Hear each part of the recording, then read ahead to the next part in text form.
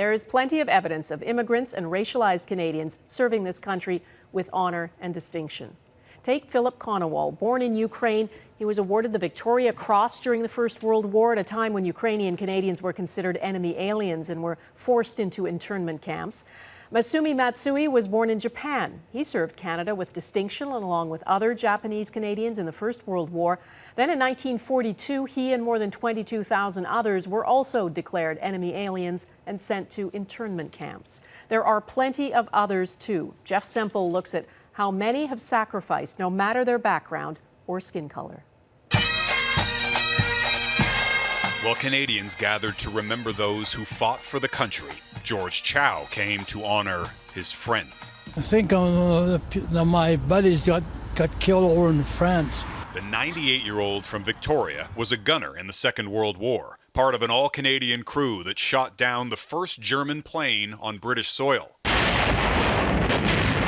He also fought on D-Day, was one of the first to get behind enemy lines under heavy fire, and later he helped to liberate Holland from German occupation.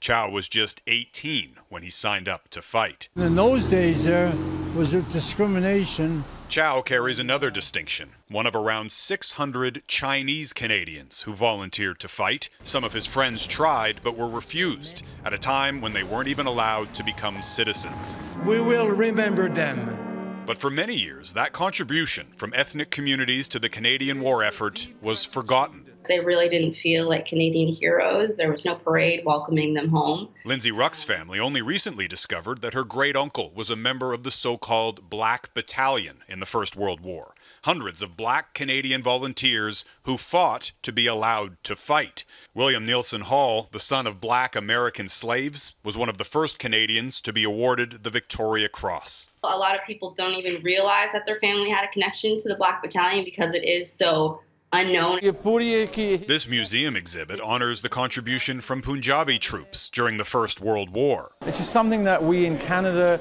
are not really exposed to, either in the classroom or within our heritage. 74,000 South Asians were killed, fighting alongside Canadians in battles that included Vimy Ridge and Passchendaele. They swept the story of the Punjabi contribution, they swept it under the carpet because it didn't suit the politics of the time.